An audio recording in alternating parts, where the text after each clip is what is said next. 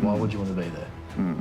So look beyond that. Once you get over that speed hump, enjoy the experience and feel loved. Yeah, well, I sort of needed to hear that, though, from the coach. You know, it's one thing to have, you know, the suits want me to move on. Yeah. But to hear it from, like, the coach, and I know it's, like, that's essentially my boss. So if you think you want me in your team, then cool. If not, then I'll apply my trade elsewhere and I'll see you Queen's birthday. Yeah, from the Show Me the Money documentary, still available on Stan. Have a look at it, streaming on Stan at the moment.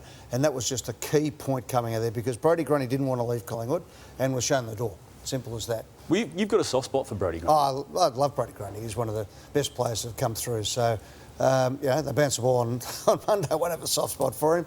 But if he can be best on ground and the Pies can win by 10 goals, I wouldn't be too disappointed. And he's a great guy. Great guy. I hope no one boos him either because he wanted to stay and he was moved on. So he doesn't deserve a boo. If anything, he deserves a round of applause from the Collingwood crowd. A two-time best and fairest player who didn't want to go, loved the club. Part of business. That's no knock on what they did, the Pies, because they've got Mitchell, who'll be at the fall of the ball, and they've got Hill, who came into the club, who's been an excitement machine. And that could just be a really good example of really smart list management and how everybody's found a place. Lloydie, it is going to be a beauty, though. It is Gaunt and it is Brodie Grundy up against Cox and Darcy Cameron.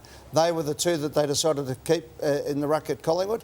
And these two want to go after. And Gaunt's been the ultimate team man, I think, with the way he shared the load. But he did let us in on something during the week with what's going to happen at the first bounce. He's asked for the first set of bounce. I think I'll give it to him. I know he's keen to play, as would anyone that gets shown the door from their former club. As much as he is a laid-back character, I'm sure inside he's going, I want to prove these guys a point. So I'm excited to see what he brings.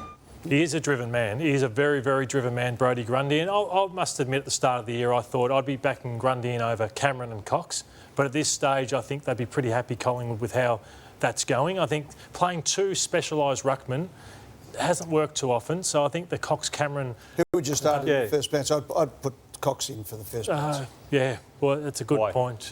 Just the height advantage, you'll knock it forward. Jim, obviously 6 of the past 7 seasons, Max Gawn has been All-Australian, and the one season he missed, he was injured. Are his talents being utilised with this Grundy arrangement the way that we've been used to? Oh, well, as Ed touched on, you've got a two-time best and fairest, and probably for quite a few of those years, those two were the perennial ruckmen. They were the two best ruckmen in the game. So if you can somehow make it work throughout the year, it's going to take a little bit of time, but Max is better forward than Brodie. But he still is such a good ruckman. But where Brodie wins his ball around the ground, I think it can work with both of them eventually.